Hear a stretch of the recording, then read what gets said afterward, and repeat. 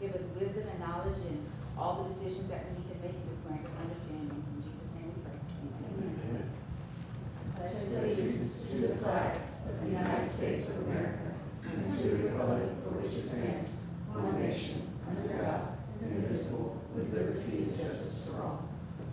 Honor the Texas flag. I pledge allegiance to thee, Texas, one state, under God, one and indivisible. Nobody didn't have any public comments, so we just move into the work session. Section number 5.1, discussion of proposed change order on high school number 2 contract. Yeah, trustees, so this is a follow-up to last month's item that we discussed regarding the cost savings that we had at high school number 2 that was going to enable us to expand the stadium to be a full competition stadium. At that time, we had a pretty good line of sight into what it was going to take to add the bleachers, but we had not quite solved the design challenge of adding the appropriate number of restroom receptacles or fixtures. And so we've since, the team's gotten back on that, solved it, and got a pretty good projection of what that cost is going to be. So we wanted to bring that back this month and share that with you, and then we bring that to you next week for your consideration. So I'll turn it over to Mr. Thomas. I believe you've got this in a handout as well. As we discussed last time, the stadium expansion is from about 1,000 to 5,200. You can see there how that build out happens with little red lines that were the previous, the seating, and the expansion there is the larger footprint. In addition to that, we've been working through the restrooms. At our current stadium, we have about 60 fixtures, so we're a little over that here to bring it to parity with what we have at our current stadium. So with all those changes, additionally, there are some site changes that have to happen, some grading. We're moving the field 12 feet again to the east. So with all of that, we think we're getting closer to the number, but we want approval from Mr. Toscano to negotiate the final numbers in June so that we can move forward with it. This is the time to do it because this is where we're at in the project. We're about 15% of build out currently in construction on the site. And so it's a good time to take advantage of it. We think it's a good value proposition for the taxpayers to do it at this time because this is the best time to do that. So we're gonna provide that number. It's gonna be a not to exceed number probably of about $5 million. So our original target for this project was $184 million. The 2 GMPs that we passed, meaning that all the hard costs, the construction costs, came out to a little over $178 million. So you can see there's a $6 million delta there. So we think this is a good $5 million spent. It also leaves us with all our contingencies for anything unforeseen, and the construction project is already in our number. So we think that there's no risk really moving forward with this. Do y'all have any questions? Quick question, the delta, what was that delta? That It was about a $6 million delta. Okay, and from the Between last where our time, bid came in and what we were projecting as a targeted number. okay, if And I hard recall, costs. I'm sorry, go ahead. No, it's the hard costs. So we project out all the soft costs, meaning that all the design professionals we hired, the architects, the FF&E to get electrical, water, all the other things on site. So we have a number that we have there. Right. Then we have projected hard costs, which are the contractor's costs, the general contractor. We had about a $6 million difference Okay. from what our target was Right. to what we actually came in. We came in about $6 million under that. Okay, so that's the expansion on the field you said another 12 feet east? Yes, sir. We're Expanding that way. shifting everything on the site just Okay. a little bit to the east to accommodate that larger home side seat. Gotcha, Yes. okay. Okay. Anybody else? Thank you. All right, thank y'all. Next item is 5.2, discussion for review of board policy CDA local legal investment policy. Yeah, trustees, this is something that, like an annual audit, we bring every year to present the board this local legal policy. It's the investment policy. It has not changed. So generally, when we bring it to you, it's essentially to review any changes in the policy and make sure that it has your approval. Well, what you'll see in this pretty lengthy policy is essentially that there's an investment authority that belongs to the superintendent and the designee. So Judy and I are official investment officers. We have to complete PFIA training every year to recertify our ability to serve as the public investment authority. In here, you'll see that there's a very specific list of things that are allowed to be invested using district funds to invest in. So it's very rigid and strict with regarding those guidelines. And the big focus essentially is to ensure that the dollars are safe. The principal is very low risk when investing. We have to maintain liquidity, meaning that we can't be tied up in investments and not have the ability to access those funds immediately, as liquid as cash, and then maximize any returns. And of course, you'll furthermore see throughout this policy that it spells out the way the funds are to be managed. They're supposed to be managed in a way that aligns with the standard of care, that we are trained through PFIA every year to align with, that there's diversification to ensure that we reduce risk of those investments. And of course, anytime there's any significant changes in the market or in our investments, we're immediately to report that to the board. We do provide a financial report every month, which is above and beyond the standard. Typically, you would do this quarterly. We do it every month to make sure that there's line of sight into all of the investments in the current state of all of those dollars. And so as investment officers, again, our job's to preserve the principal, to maintain liquidity, and to be very good stewards of the resources as we invest those dollars and maximize returns of the dollars that we are able to invest. The other thing that you'll see in here is a term called weighted average maturity. That's a term that essentially indicates the type of interest rates that we're okay investing within. So they're very low risk, very conservative, and that allows us to maintain that liquidity, to maintain the preservation of the principal. And so when we talk about maximizing returns, it has nothing to do with being an aggressive investor. Okay, so we're very conservative by statute when we invest. A lot of our investments are in pools. And of course, Judy, if you want to add anything to any of that, the only other thing I'll say is that our auditors review this policy every year in all of our transactions throughout the year to ensure that they're in alignment with the policy, alignment with best practice, alignment with government standards, and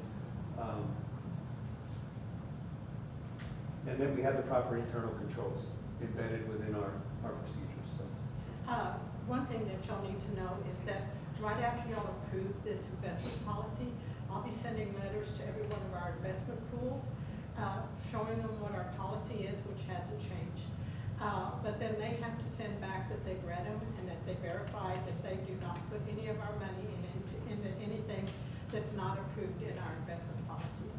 Now, we only do pools. We do not go out with brokers or anything else. But what we don't have any longer, and I did put it in y'all's board packet, we don't have the money market with Wells Fargo. In 1st of March, I got a letter from them saying that they were no longer going to be offering school districts the money market, and they were closing our accounts. And they gave a big spiel of why they weren't. But I was talking to our trainer on our investment training, and he explained that they didn't want to follow the compliance that they were going to have to follow. So we took the money, we put it back into our checking accounts. We used it to pay our bills, except for INS. I moved that money straight into Texas Fit so it can earn interest. And so that's one less market that we can use, which we started years ago just as a working with Wells Fargo on, it never made a lot of money, so I'm happy with not having it any longer. But the pools are very good investments. We have a good relationship with every one of the pools and their representatives, and I feel very strongly on what they provide the services. The liquidity and information that they share with us, for a school district our size, is very beneficial. I do know that very large school districts where they have 100,000 more fund balance, they do have an investment officer who literally does investments every day. But it's not cost effective for us to have that, and so anyway, we do use the pools. The pools being, Judy, I guess, conglomerate of schools borrowing all their money and to get a bigger return, and we're just part of that? Yes, we're part of the pool. The pools can be school districts, they can be counties, they can be cities, any government entity, they can be water boards. But it's not available for the private citizen. It's only for government entities that the pools are established. Any opportunity to put 80% of that in Dogecoins? I'm trying to get I don't have my sleep. hearing Really, aids. I like my freedom.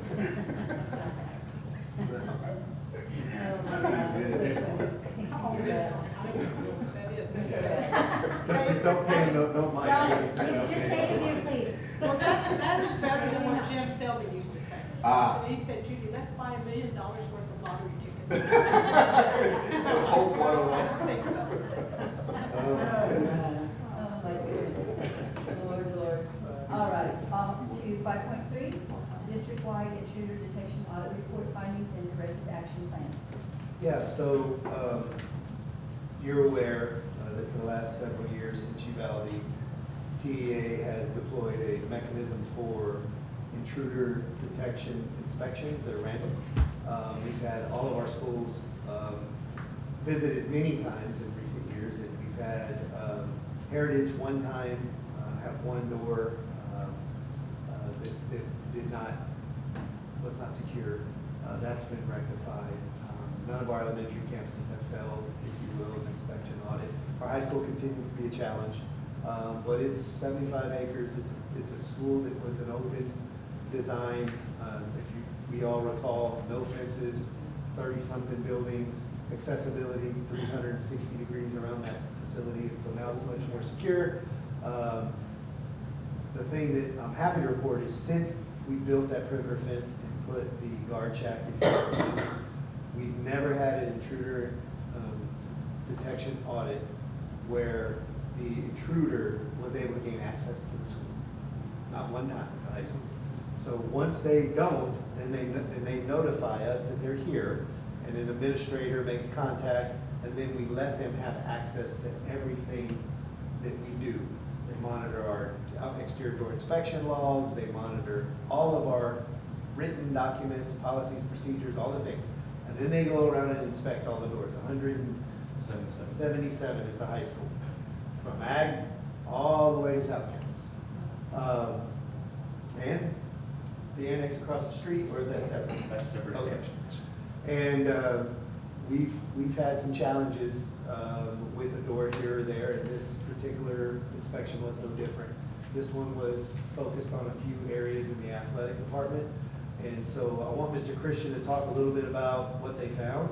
But more importantly, what we want to convey is that our response does result in the required retraining of staff, but also the presentation of the training and the response improvement plan to the safety committee, which we have presented, but also a presentation of all of that to the board of trustees.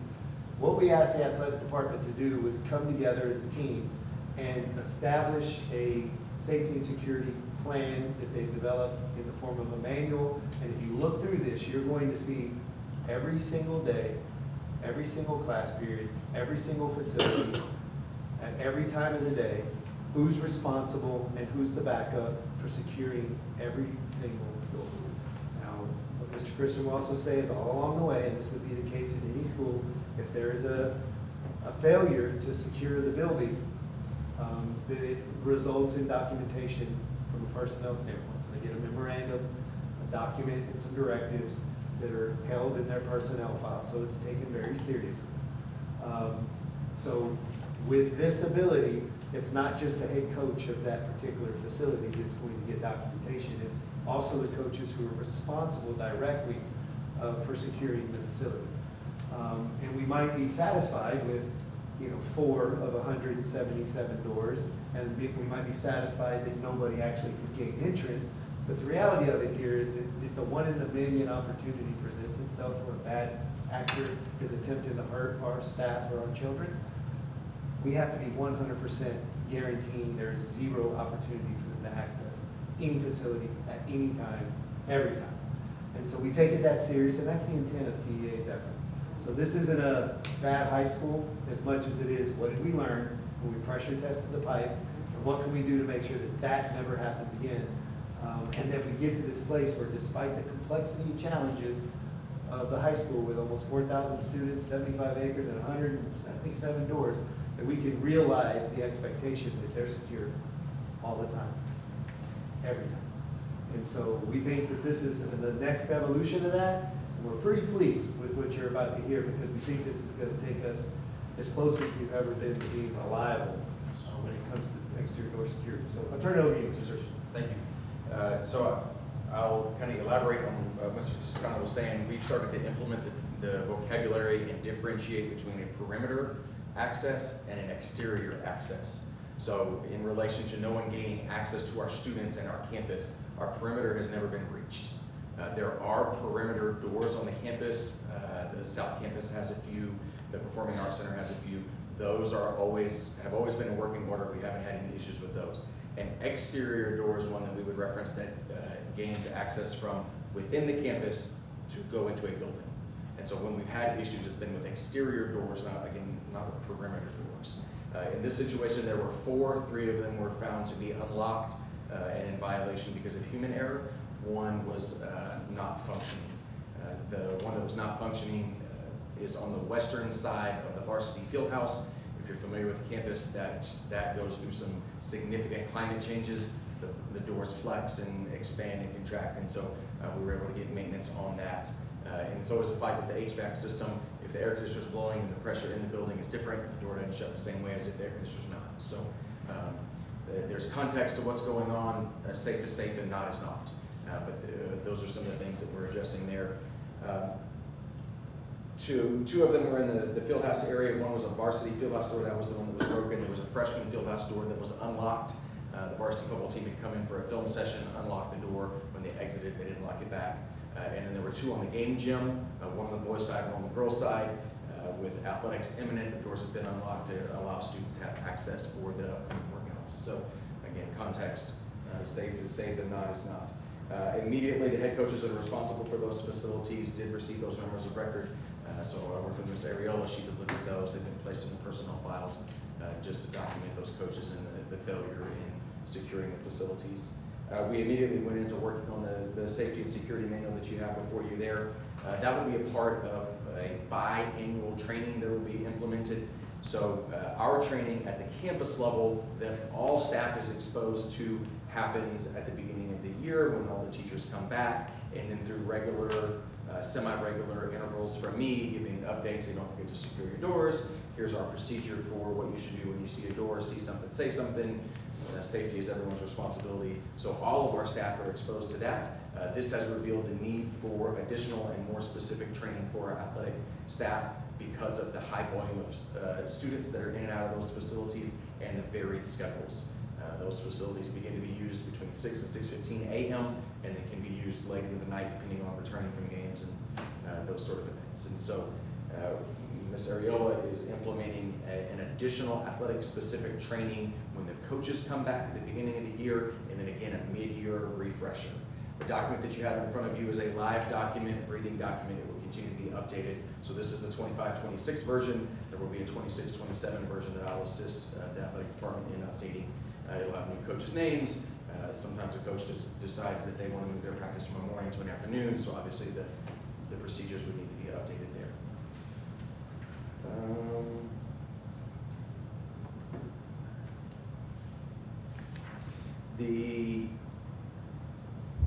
The athletic department is also mirroring our administrative weekly door check that we report back to Sentinel, or back to TA through Sentinel. So as Mr. Scano alluded to, when the auditor comes in, they want to see all of our paperwork. What are you doing? How are you checking your doors? And so all of that was in proper order. Everything was good there, not just as a compliance piece, but as an acknowledgement that that's a best practice. Ms. Ariola has come up with mirrored systems for her athletic coaches and leadership team to come around and check doors as well, specific to athletic facilities. So our administrative team will continue to check them on a weekly basis. Her team will now come along and do an additional check.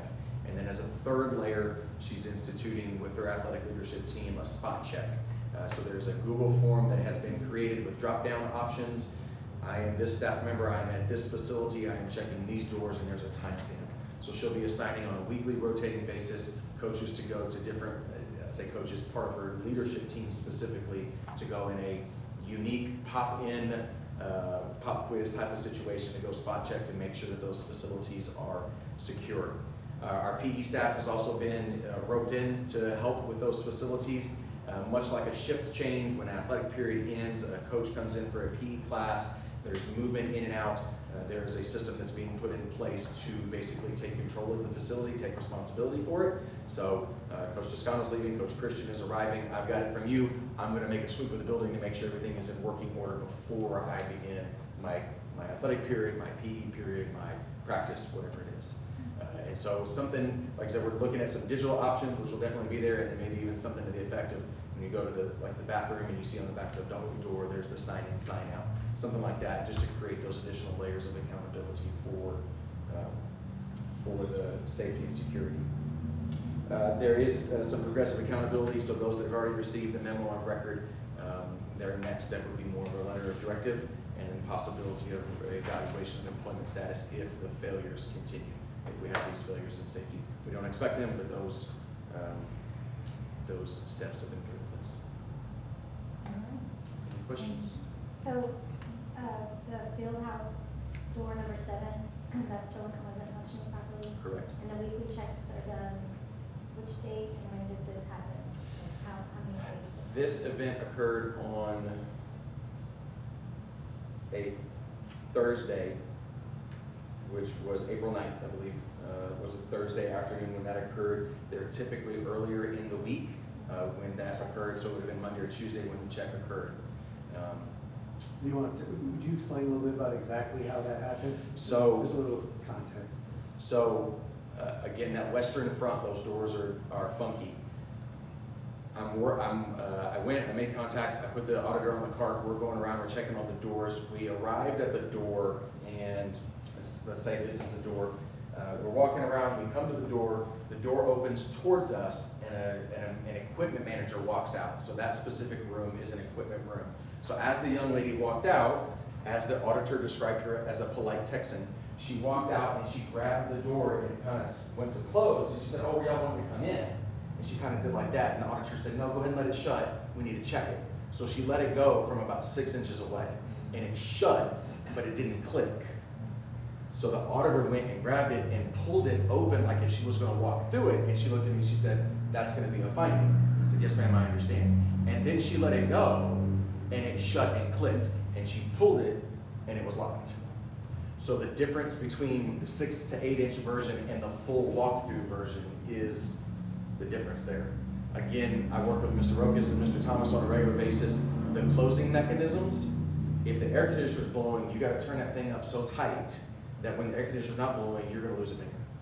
Like it's going to slam the door. How do you fix Yeah, something how do like you- that? You put, at the risk of sounding crass, you put normal everyday security on at risk because the door's going to slam Right. to make it do that. Now, what our maintenance department has done is gone in and looked at the possibility of reframing it. There was an idea that maybe some of the paint that they used to paint the door was too thick on the closing side and the frame of the door, so they looked at sanding that down to make sure that it closes and it doesn't rub when it shuts. We have some of those issues with the frame, the top frame of the mechanisms. If they get bent, then they'll rub the top of the door frame and it doesn't shut right. And so, Doing again, those things, starting off that way, we're gonna do, and then just reminding everybody, just make sure you shut it and hear the click. Correct, and that particular equipment room door is used maybe 4 times a day. It's not one that's in and out. We have female managers that work with our football team. They don't have access to the main door because of obvious privacy issues. And so she was there, she was leaving from her equipment duties, she walked out that door. If she had popped the door and walked out, it would have shut. Right. But yes, we've got to make sure we're turning around and shutting the doors. And that was the conversation that Ms. Ariel had with the athletic staff, was that you have Because to. we can put in to have it fixed all day long, but it Correct. wasn't technically broken. Yeah. Right. So we just gotta make sure that we're pushing them, we're shutting them, waiting to You hear always them put- click. Can you always put a warning, this door must be, you know. People don't read warnings. You know what I mean? We've looked at signage, so that's Signage. something that we would be open to doing, definitely. The other thing is just not use that door. Yeah. There's 3 that are on that western front, one to an equipment room, one to a locker room, and one to a coach's office. Mhm. Coaches, you would think would be a little more attuned to making sure it's locked. The athletes coming out of the locker room, that's probably not a door that we need to use anymore. Just go out through the main hall and then exit towards the old Oak Crest, towards South Campus area. Right. But as long as you're submitting to them that you're fixing it, no matter how we fix it, you know what I'm saying? Like, how do we submit the correction for that? The corrective action plan is followed by the work order, so we're good as far as TDA is concerned because we submitted the work order to get corrected. First and foremost, thanks for what you do. I have 2 doors to take care of. You have 177, and our guys can still not make sure that door shuts. Yes, sir. We have a new policy that it shuts between each person, and we have to make sure it's shut. And they're watching, we have cameras, I don't know, we don't have cameras on 177 doors, do we? Many of them. Many of them, Yeah. not all. So our security's now watching our 2 doors, and when somebody does something wrong, they walk out there real quick, they go back. Do it again. Yeah. I'd love to do that with But, yeah, you- 3,200 Yeah. students. Go back, do it again.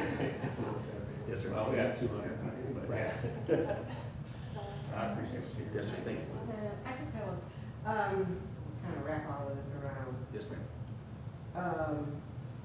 This is going to be, this is gonna be an initial, this is gonna start, and it will start in the, spring. It has I already been mean, implemented. it's already started. Yes, ma'am. And then when they come back for the fall, rather. We'll have an updated version. Okay, and then, this is specifically for the athletic department, so we have other manuals or whatever for the rest of the, I guess I'm trying to, this was developed because we saw a flaw or situation, in the athletic department Yes, ma'am. versus our general safety that we always, okay, that's what I was trying to say. And so then, I guess my other little question is, so do we do like, I know we do drills and practice, blah, blah, blah. Do we, when we implement something new like this, do we check it with a mock drill or something like that? Or So- how do we just kind of test what people have learned? That I have, so there is based off the training, so we've been down this road before, we have a TEA approved training to correct this. And so, part of the corrective action plan was to go in and modify that training to fit these specific deficiencies. So we've already employed that, we've trained everyone within the athletic department, and they've all completed that with an assessment, and they scored a 90 or higher on that. And so that happened at the beginning of the year for the general training, it happened again just 2 weeks ago with this particular training.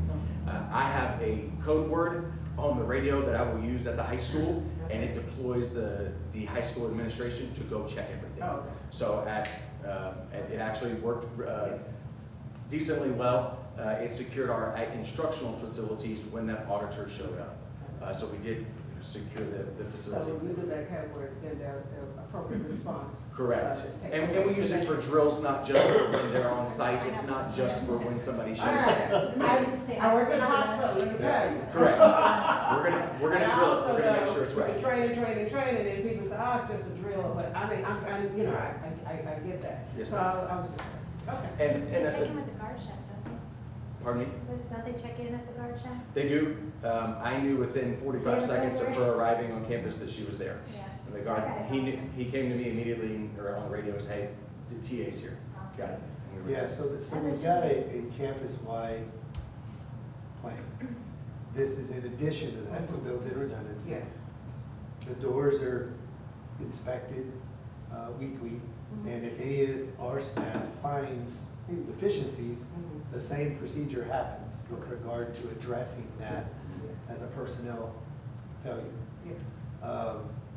And so every time this happens, we just add more layers of redundancy and clarity to the way that we guarantee these doors are going to be secure. So Our deficiency in the fall was in the Performing Arts Center and the band hall.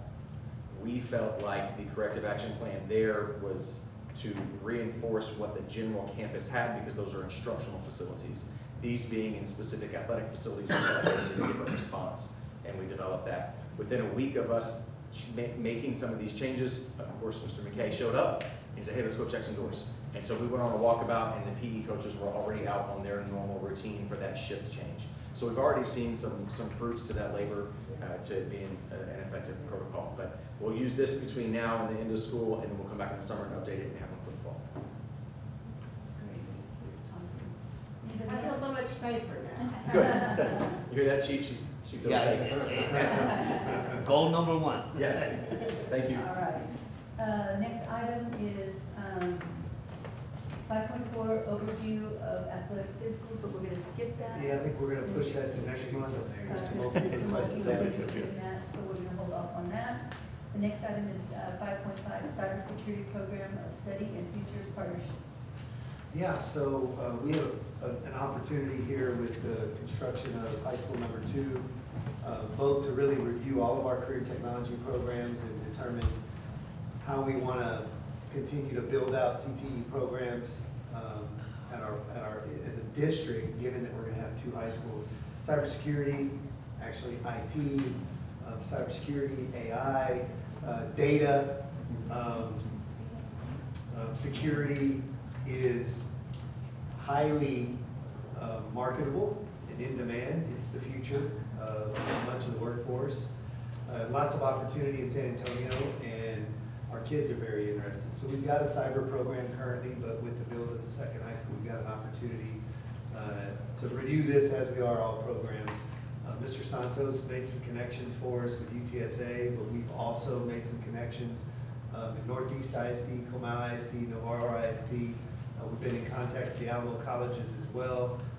And our goal is just really to dive deeply and follow up to Mr. Santos's initial exploration here for us to really think about where we currently are, where we possibly aspire to be, and what it's going to take to get there. So what we've asked Lauren to do tonight is to kind of provide the board with an overview of all of that.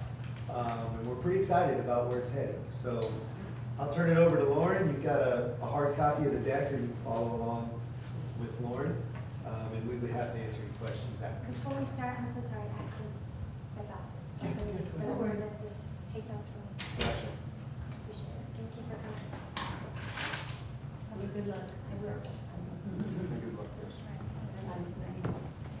Awesome, so, our department's been doing some digging the last 10 to 12 months in regards to cybersecurity and IT. And so we're just gonna give you a brief overview.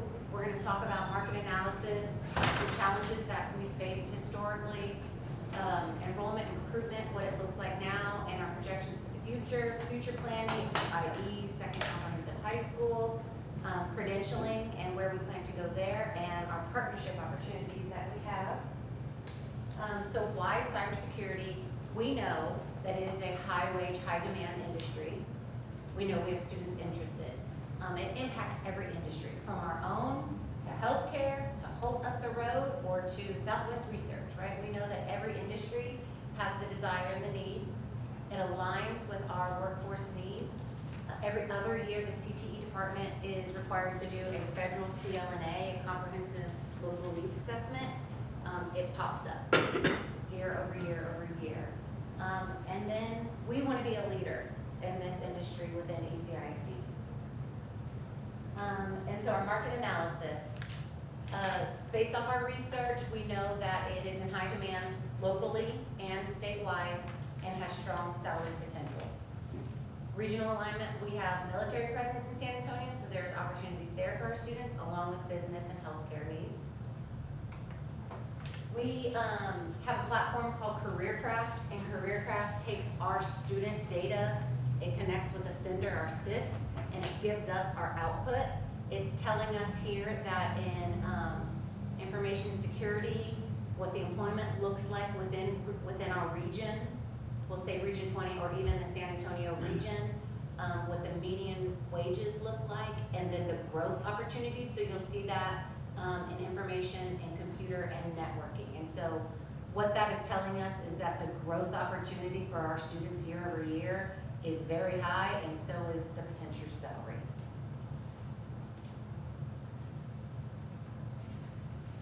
So some historical challenges that we've had within our IT programs of study. It can be difficult to hire credentialed teachers in this industry. They come from behind a computer, making very high dollar salaries. You have to want to make an impact in students, right? And so finding those people, they can be a unicorn of sorts, can be difficult. It can present. I will say that Mr. Christian and the ECHS team has found one of those for us, and we are very excited, and we'll kind of go into some of those interests in a few minutes. Limited awareness in cybersecurity has been a challenge among our students. Unless you come from a household or you have exposure, that's kind of been a challenge for us in the past. We have changed that this year. We do have a program now called School Links. It is our K through 12 career interest inventory. And so our 5th graders are hitting School Links, and they are having some at-bats to see different career paths, and based off their interests, it aligns them to future career paths. That is brand new this year, and so we still have lots of training to do for our campuses, our counselors, from the 5th grade all the way up to our high school campuses. But we're very excited of what that data is already showing us in regards to cybersecurity. And then lack of alignment with partnerships and advanced training. So what does it look like to not only have that credentialed person on our campus, but what does that training for that person look like when it comes to classroom and building those partnerships with our industry. Recruitment and enrollment, so we just spoke a little bit about this. So we do have the new career interest platform called School Links. Again, very excited about the possibilities that that's going to bring, the exposure that's going to bring to our students district-wide.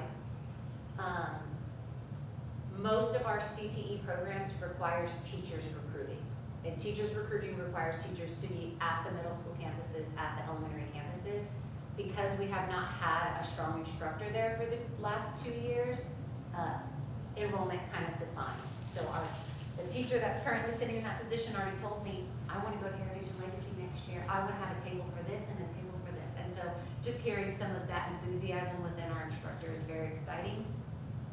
And then this year was our first year to have Cyber Patriot teams. We did have a JROTC had a team, and then we had, within the program of study, we had 2 teams. We had an all-female team and then a combined team. Lauren, how did they do in competition? This was their first time ever, so it's new for the students. I think they placed, but it was not top 3. Good question, though. We do have plans to roll that out in middle schools in the future, and I'll talk a little bit about that in a few minutes. We have 3 teachers right now, 2 at Heritage and 1 at Legacy, that took the opportunity to participate in the We Teach program with Region 20. That is a year-long, February through December. It gives them exposure into the curriculum and preps them for the computer science teaching certification. So right now we have 1 teacher in our district that can teach computer science. This would give us 3 additional teachers to include exposure in 8th grade, which is what you're going to see me talk about in a few minutes. That exposure in 8th grade is drastically going to change the students that are interested in anything IT, but specifically cyber. Future planning. So myself, Ms. Barnes, Mr. McKay, our CTE transition facilitator, even our teacher, we've been visiting some campuses and some facilities the last few weeks. Navarro ISD, They do have a P-TECH. As you all know, we do have a P-TECH of health science, and so we wanted to see what a P-TECH of cybersecurity looked like. We wanted to see St. Philip's, we wanted to see the college's facilities, see what they, what the facilities look like as we're thinking through high school 2. And then Northeast ISD has a cyber and innovation center, which is the picture shown here. A phenomenal center. And I'm actually gonna go back one sheet or one slide. This was another picture at Northeast. This is their networking room. And this was they call it the SOC. Yeah, pretty incredible. And of course, we were taking pictures and videos and just really excited to see what we can build out and make our own within EC. I visited that, was last year or year before, I can't, it is just amazing. And I it's mean, an old the kids are Walmart. like, yeah, did they get some kind of a grant or something to do that? Great question. They bought another building, It was an old Walmart. Oh, Yes. whatever, Yeah. well, okay, and I know that, oh my God. I know. I mean, my mouth was open the whole time. Yeah, ours too. Yeah, it's amazing. Yeah, so seeing those gave us a lot of ideas, and we've already had conversations. We got back last week and we already met with Stevie and her team to see what we can put in place for our next high school, and we have some really great ideas. We need some follow-up meetings with Northeast, St. Philip's, and our partners as we kind of plan. Did you have a question? Oh, no, it's just, Okay. Randy, it looks like NORAD, does it not? A little smaller than we I am going to talk a little bit more about a P-TECH, but I just wanted to give you this information of what that means. P-TECH is a Pathways in Technology Early College High School. I'm glad Danny's here today because Danny was the administrator for 2 years. Yeah. I was there for the planning and then I ran for a year. Over our health science P-TECH. It is a partnership between a high school, a college, and industry. So all three come together to ensure success of students.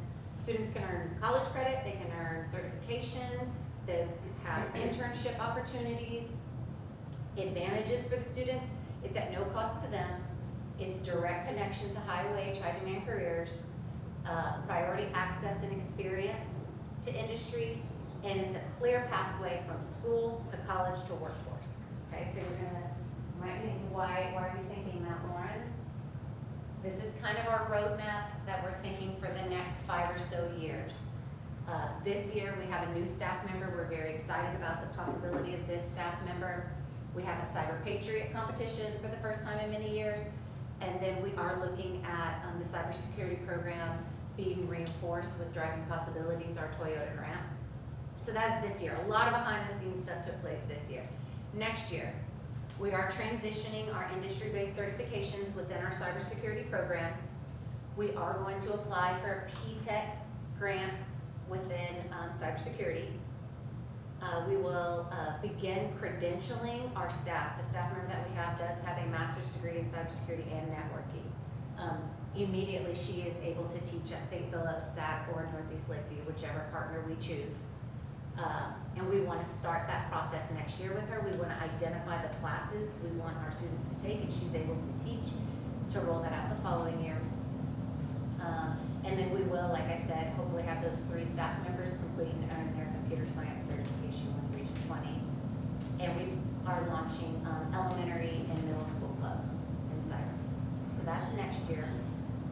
The following year, we will add principles of IT to 8th grade. So we're gonna have 3 teachers now at the middle school level that are able to teach that class. We wanna give our 8th graders exposure into the world of IT. Every 8th grader right now picks a principles course, and we would add this as one of those available courses. It will be our P-TECH planning year, so we would have an administrator over P-TECH to determine who our college partner would be, to support the onboarding of that program. And we would like to launch our level 1 certification through dual credit. And then our big year, which is high school number 2 would open 28-29. Along with the high school opening, the P-TECH would launch its first cohort, which would be 9th graders. And then the second year, we would phase in, so we would have 9th and 10th. And each year after, it would be a phase in, just as we did with the current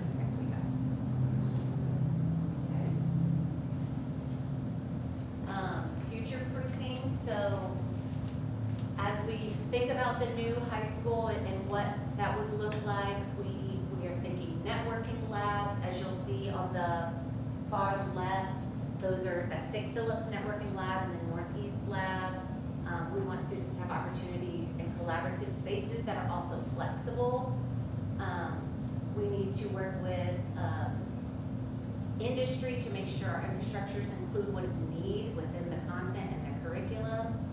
And then a collaboration between CTE, facilities, our technology department. We already have our first meeting around this on Wednesday morning, and we saw at the table how we all have to come to make sure that we are future-proofing our facility so that we were able to use it for any of these programs. I know it's long, I apologize, but it's exciting stuff. So credentialing, this is kind of what the program of study would look like over the next couple of years as we roll this out. So I said in 2 years, we'd be rolling out a Principles of IT class. In 9th grade, they would be able to take Foundations of Cybersecurity.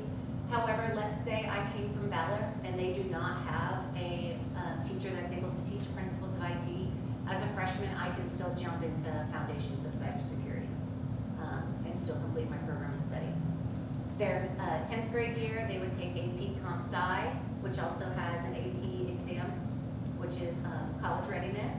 And then in 11th grade, they would take networking in the fall and cyber capstone in the spring. They would hopefully earn their CompTIA networking IBC, and then 12th grade, it would be a practicum course, and they would be earning their CompTIA Security Plus IBC. All of this would be built out through the P-TECH lens and the level 1 certification lens. So a student could walk out of East Central High School or Second High School with credentials that our UTSA students walk out with. Very exciting stuff. And an associate's degree. And associates, yeah. So partnerships, things that we've already started, but we do plan to make them very robust. Alamo colleges, the colleges are our partners when it comes to P-TECH opportunities, dual credit credentialing our staff members in different campus visits. Those would be great exposure pieces for our students. UTSA does have dual credit introduction classes that we discussed in depth with them today. They have internship, campus visits, and guest speaker opportunities. They said 2 wonderful things this morning that I was very excited to hear. Mentorships of their college students to our high school students, and mentorships of their professors to our teacher. And you couldn't ask for a better alignment in ensuring that we're meeting industry needs.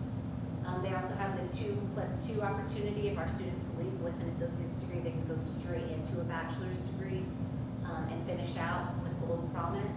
And they are willing to be on our advisory committee, which is very exciting. And then under other industry, some partners that we would desire would be ECISD Technology Department, Toyota, Holt, or other local employers that are in the area. And then we would ask some of those members to be on our advisory committee. So some things that we need, I can't come here and not say, please help, right? So just support as we encourage staff to earn their certifications. Dual credit expansion, I think y'all are already all in and you know the direction we're moving as a district is dual credit and rigorous courses for all. And then we will be going through the P-TECH approval process next year, it's a very in-depth process. And so just support on those things as we move forward, and knowing that dual credit expansion and technology updates are always very fluid and do require some investment. So those were our hopes, and what questions can I answer? Oh, boy. I know it's not. I'll just lead with one. I have tons, but this looks like it's going absolutely in the right direction. I don't think I could have passed it off at a better time and a better group, so I appreciate the follow-up on that. On student recruitment and enrollment, Lauren, you said IT teachers actually recruiting students. Mhm. What is the plan for them? How are they going to look at that? What's the idea behind that? So It will be a little bit different moving forward because now we're gonna have data all the way down to our 5th grade students. In previous years, that has looked like a counselor, an 8th grade counselor meeting with middle school students and saying, here's a book and here's your options, what are you interested in? Now we're gonna have actual data, students every grade level, at least once a quarter, will have touch points. At the elementary level, it's like, do you prefer working with mom on the computer or dad on the car? It's those kinds of things just to see what their interests are, and then it narrows in all the way through, your junior and senior year. But having that data is gonna be able, one, to help our counselors at the 6th through 8th grade say, okay, maybe this is something, a field trip that you might be interested on. We're taking a group of kids to UTSA to look at their cyber, or we're taking a group of kids to St. Phillips to see diesel mechanic. This might be a good trip for you, right? This is a lot of the work that I did in Avid at Legacy many, many years ago, based on the students' interests. Letting them see that real world application is a game changer. It shows me the why of school. It shows me the why of my end goal. And so that will be one great touch point. Additionally, our teachers, we have like CTE days at the middle school level where they take their current high school students and they go to the gym, and all the 8th grade, 7th grade, 6th grade students come in, and those students actively recruit and say, like, I'm in the IT program, we get to do this and this and this, or I'm in the cyber program. And so that hooks, your middle school students. And so this year we did not have our teacher attend. She was brand new. It was October timeframe we go. And so she just didn't feel comfortable, and now when is that date? Is that on the calendar?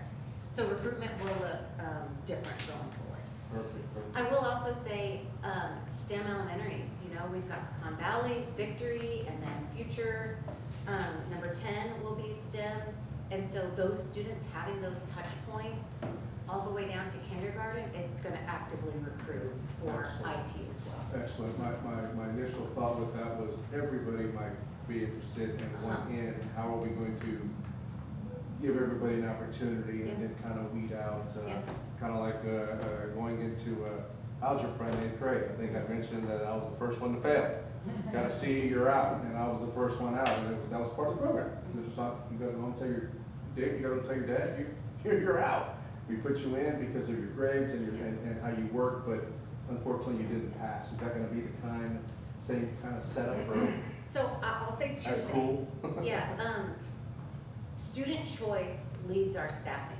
If more students want cyber, we take more students and we have more staff in cyber. Where is that cutting? Is that cutting from ag? Do we need one less ag teacher? Do we need one more cyber, right? So student choice leads decision. But also, are we ensuring that the students have the most information to make an informed decision? Because we can't just say as 8th grader, you're gonna pick this, you're stuck in it, with us not even exposing them to the opportunities that our schools have.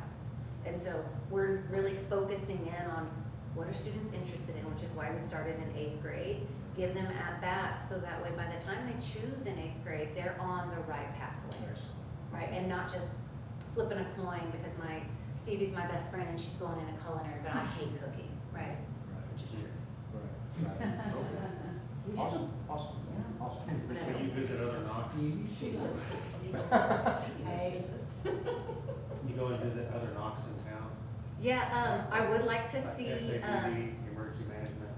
give them to me. Where should I go? I'll take that. I would like to see UTSA. I'd like to see theirs. I don't know that anybody's gonna beat Northeast, like a K-12 setting. My husband works at Southwest Research, and I already asked him. He was like, "Lord, that's like high-level security." And I'm like, don't have a screen open. Just I want to see the facility, right? So I'm trying, but if you have recommendations, I would welcome them. Yeah. Yeah. What else can I answer? But there'll be ways that you, moving along, they will know what the cybersecurity entails, like piques their interest. Yeah. There'll be triggers and Yeah. and things that you were saying about meeting other students that have been in cybersecurity. Yeah. And things like that, tours and whatnot. Yes. It gives them an idea whether, hey, this is something that I'm interested in, Yes. or, yeah, this is not what I thought it was. Yes. Yeah, 5th through 7th grade, we should be exposing our students to potentials, knowing that in 8th grade, they're gonna narrow that path down and stay on that path through senior year. And so, what exposure are we giving them, whether it's virtual tours or in-person tours or career interest surveys, and so that's I think a it's goal. really interesting and it's really good that you're doing that 5th through 8th, Mhm. because, by the time they get to 9th grade, you really want to know that they want that path, you know? Yeah.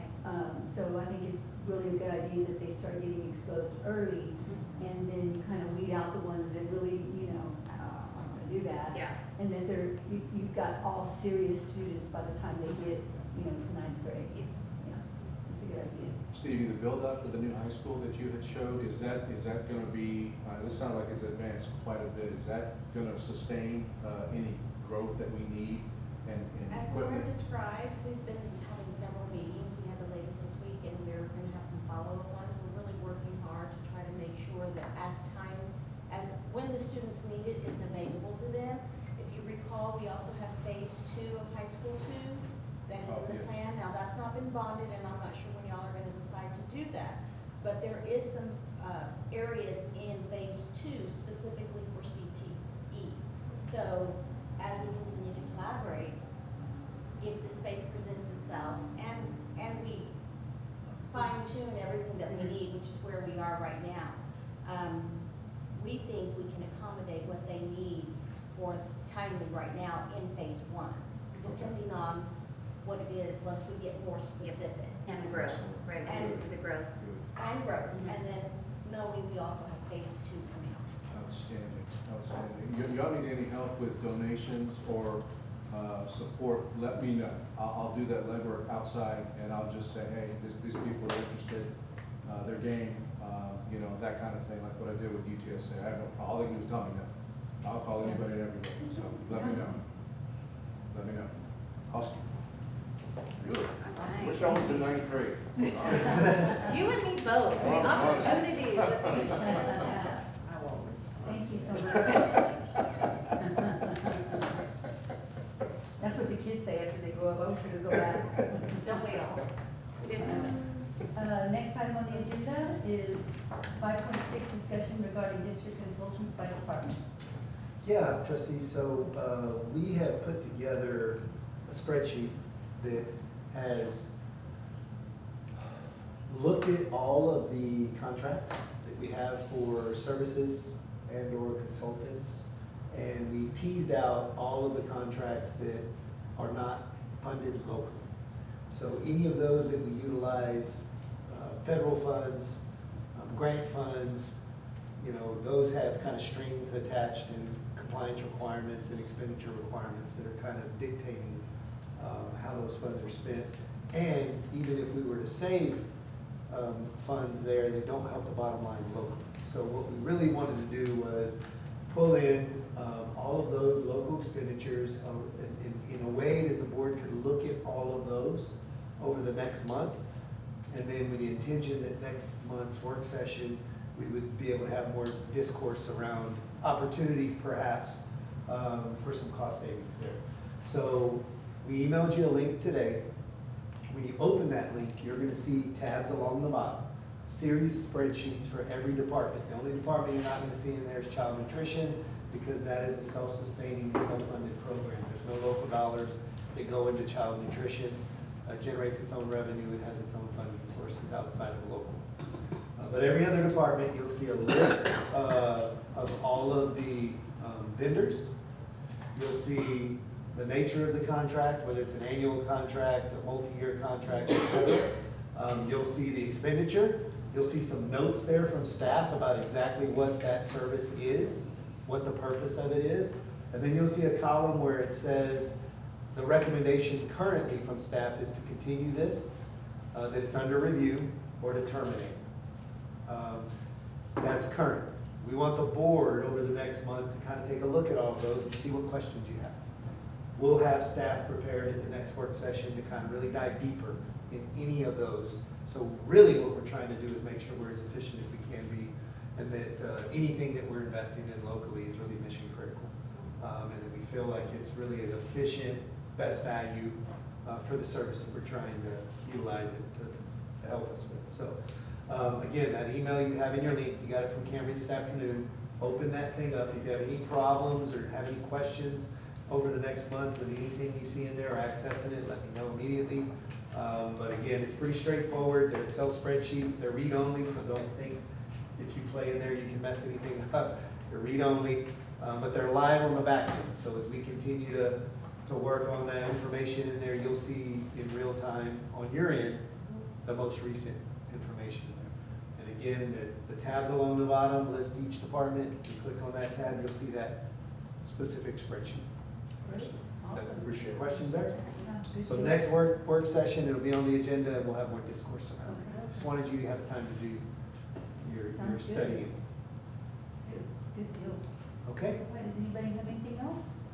Then I need a motion to adjourn. Motion to adjourn. Second. We have a motion from motion. Mr. Gerhart. Second. From Mr. Santos. Meeting adjourned.